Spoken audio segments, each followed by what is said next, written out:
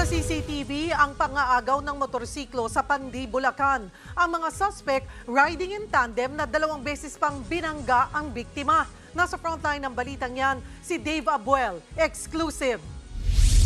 Pauwi ng rider na yan nang may makasalubong na riding in tandem sa barangay Baka-Bakahan, Pandi, Bulacan madaling araw nitong Huwebes. 2 beses daw nang bangga ang riding in tandem. Kaya bumagsak ang biktima. Pagkatapos, inagaw sa rider ang kanyang motorsiklo.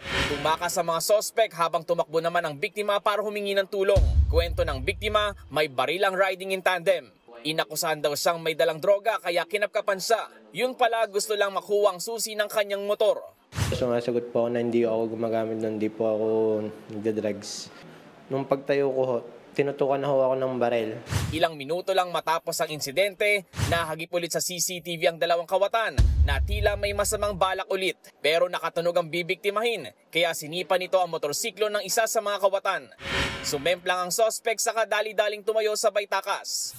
Matapos na mabuwal ng sospek sa bahaging ito ng kalsada, umuwi na agad ng bahay ang biktima. Labis na takot daw ang naidulot sa kanya ng insidente.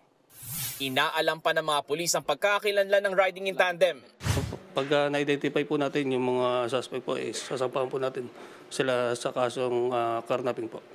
Sa ngayon, pinaigting ng barangay ang pagbabantay sa lugar, lalo na tuwing madaling araw.